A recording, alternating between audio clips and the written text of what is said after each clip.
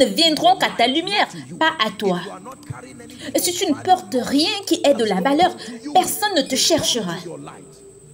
Les gentils ne viennent pas à toi, ils viennent à ta lumière. Laisse-moi te dire pourquoi tu es seul.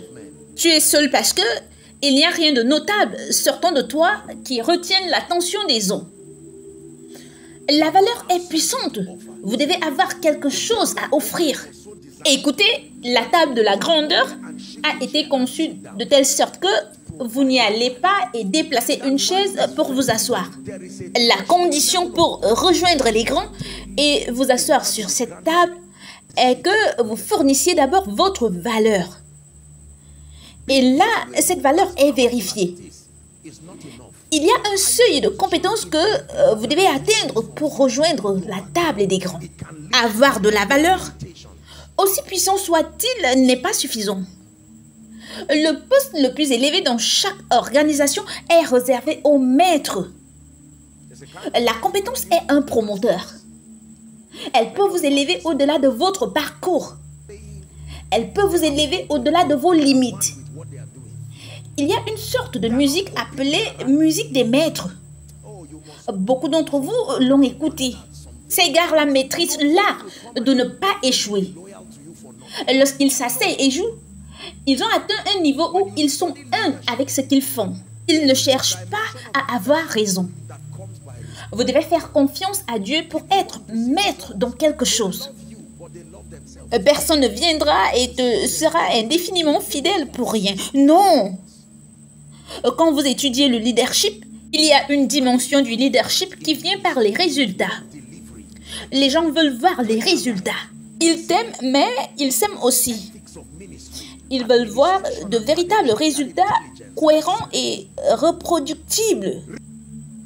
Et si vous êtes un homme de Dieu, vous devez décider que je serai compétent. Je serai excellent dans le ministère. Quelle prestation! Vie de prière excellente. Éthique du ministère excellente. Intelligence administrative et managériale excellente. Refuse de rester petit. La valeur est puissante. Quand j'ai appris ceci, j'ai commencé à me réjouir. J'ai trouvé un moyen pour sortir de la médiocrité. J'ai trouvé un moyen pour sortir de la jalousie. J'ai trouvé un moyen pour sortir de la compétition. La maîtrise vous élève à un tel niveau dans la vie que vous êtes si distingué qu'on dirait que la vie vous flatte. Laissez-moi vous dire ceci. J'ai appris ceci et pour les besoins de cette discussion de ce soir, je voudrais que vous preniez des notes. Que le royaume de Dieu fonctionne sur la base d'un système de récompense. Le royaume de Dieu fonctionne sur la base d'un système de récompense. Et qu'il existe une loi auxiliaire qui est liée à la loi de la compétence, la loi de la valeur et la loi de la maîtrise. Je vais vous citer cela afin que vous puissiez prendre des notes. Et je prie que ceci contribue à votre élévation et à votre ascension. Êtes-vous prêts? Que la récompense que nous avons dans la vie est directement proportionnelle à 3 choses. Numéro 1, le besoin ou la demande pour ce que vous faites. Votre récompense. Notre récompense dans la vie est directement proportionnelle au numéro 1. Le besoin ou la demande pour ce que nous faisons. Numéro 2, notre capacité ou notre compétence à faire ce que nous faisons. C'est là que la compétence et l'excellence entrent en jeu dans votre capacité à faire ce que vous faites. Et puis, le numéro 3, la difficulté de te remplacer. Je reprends.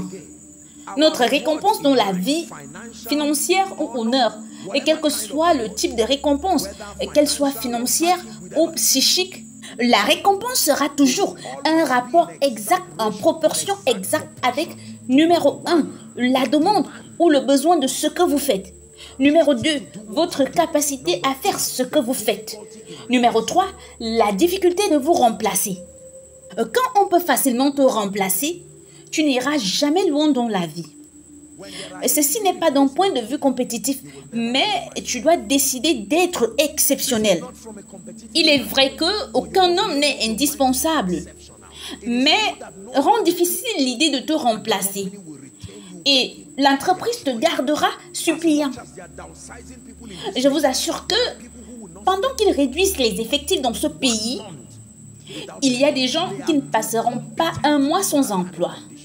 Ils sont trop compétents pour ce genre de situation. Ils sont littéralement le cerveau derrière de nombreuses entreprises. Il y a de nombreuses années, j'ai connu un jeune homme qui occupait 3 emplois. Et il ne travaillait que 3 ou 4 fois par semaine. Il vivait dans l'état de Kaduna, mais il travaillait à Lagos et l'entreprise le transportait chaque semaine. Il était consultant en informatique. S'il toussait, je pense qu'on lui achèterait une pharmacie, pas un médicament. Écoute, tu dois être si précieux et tu dois être si compétent. Il y a une mesure d'honneur qui n'appartient qu'au maître. J'ai pris ma décision et vous m'avez entendu le dire. Je n'ai pas l'ambition d'apprendre et de tout savoir et d'être exceptionnel en tout. Mais les domaines dans lesquels Dieu m'a appelé, j'ai fait alliance avec moi-même et ma vie, que je m'étirerai jusqu'à un point de maîtrise recherché dans le ministère et dans le leadership. Chaque grâce qui est disponible pour les signes et les prodiges, je lutterai pour l'obtenir par la lumière. Gloire à Dieu pour ce qu'il me donne, mais je ne me reposerai pas. Et nous ne nous contenterons jamais de moins. Nous savons qu'il y a plus en vous. Écoutez, vous êtes un adorateur. Vous êtes un artiste musicien. Ne vous contentez pas de chanter et de chercher ceux qui vous connaissent pour qu'ils continuent à vous recycler. Un jour viendra où ils seront fatigués de vous parce qu'il y aura trop d'alternatives. Vous devez faire confiance à Dieu pour l'illumination. Vous devez faire confiance à Dieu pour la maîtrise. Apprenez au pied du maître. Atteignez un point où vos chansons ne meurent pas. Tu es un homme d'affaires, ne dis pas que personne ne me sponsorise. Oh, je suis chef. Qui peut placer la demande en toi? Jusqu'à ce que tu serves les rois, tu ne peux pas recevoir la récompense des rois. Si Kweno n'y en a peur de la valeur qu'aux personnes qui sont en dehors de la politique, de la gouvernance et des affaires, avec tout le respect et avec tout le sens de responsabilité, alors vous ne pourrez jamais encadrer des rois et bénir les gens. Des vérités qui sont conformes aux Écritures, prouvées par la vie de personnes exceptionnelles, communiquées de manière exceptionnelle, soutenues par la puissance du Saint-Esprit, comme du feu dans votre esprit. Vous portez cette vérité et vous pouvez courir avec. La compétence. Décide-toi d'être compétent au nom de Jésus. Tu es un homme de Dieu, décide-toi d'être compétent. Un seul mal de tête par an et sois prêt pour des salles vides. Pas à cette époque dans laquelle nous vivons. Tu veux venir chanter et on te dit, ne t'inquiète pas de la mélodie, concentre-toi juste sur les paroles. Il récite un poème, alors récite le poème. Sommes-nous ensemble? Oui, je sais que nous commençons tous progressivement. Mais décidez-vous. Puis-je vous dire ceci? Ne venez pas vous tenir devant la scène quand vous n'êtes pas préparé. Vous pouvez vous détendre avec honneur, ne vous embarrassez pas. Détendez-vous avec honneur et entraînez-vous et faites cette erreur. La scène n'est pas faite pour s'entraîner. Apôtre, je suis fatigué de ce niveau, alors élève-toi par la compétence. Je suis fatigué de ce niveau, élève-toi pour servir les rois. La clé n'est pas de demander aux gens de venir. Écoutez, le manguier ne vous appelle pas. Il produit juste des fruits gros et juteux. Quelques mois avant, vous passiez devant le même manguier comme si vous ne le voyiez pas. Mais maintenant, regardez les techniques que vous utilisez à cause de ces fruits. Vous utilisez des pierres, vous utilisez des bâtons, vous y grimpez même. L'arbre ne vous a jamais demandé d'être si désespéré. Il ne produit que des fruits. Je vous dis pourquoi les gens vous ignorent. Il n'y a rien de remarquable dans votre vie. On ne vient pas à un arbre qui ne produit rien. Demandez à votre Jésus. Jésus est venu à un arbre qui avait des feuilles vertes et pas de fruits. Il ne l'a pas simplement conseillé et dit, l'année prochaine, fais mieux. Il l'a maudit. C'est ce que feront les hommes lorsque vous attirez des hommes en votre présence et que vous n'avez rien à offrir. Avant de demander aux hommes de venir, assurez-vous que la table soit prête. Que tout soit prêt avant d'appeler les hommes pour un festin. N'appelez pas un service miracle quand vous n'avez pas encore reçu le don de guérison. Et lorsqu'ils ne seront pas guéris, ils diront que je ne suis pas guéri. N'appelez pas les gens pour enseigner et ensuite vous partagez des choses. Et ils rentrent et utilisent la vérité que vous communiquez et il n'y a aucun résultat dans leur vie. Il n'y a personne qui laisse ce qui fonctionne à l'instance des résultats. Les résultats sont magnétiques. Ils peuvent garder les hommes là. Gardez-les dans ton entreprise sans toutefois mentir. Le meilleur moyen d'accéder au marché est de dire la vérité. Vous n'avez pas peur quand il s'agit de la vérité. Rien à cacher, c'est la vérité. Si je vous dis que Dieu va vous guérir, croyez-le, il le fera. Et si je vous dis qu'il vous élèvera, croyez cela, il vous élèvera.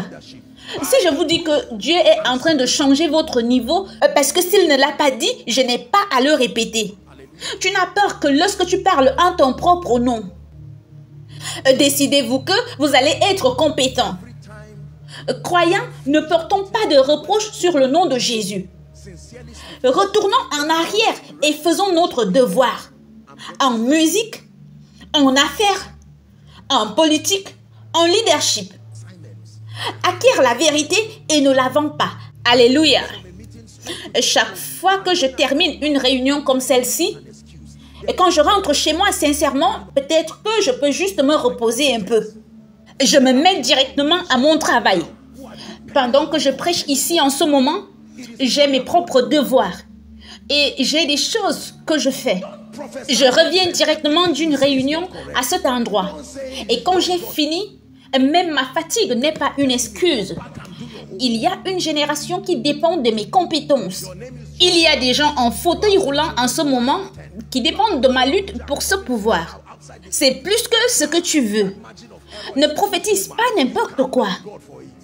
Tout ce que tu dis n'est pas correct. Ne dis pas que c'est juste Dieu qui me teste. Retourne faire tes devoirs. Tu t'appelles John? Non, je suis Israël. Tu as 2 enfants? Non, j'en ai 10. Et tu vis à Abuja? Non, je viens de l'extérieur de ce pays. Ah bah!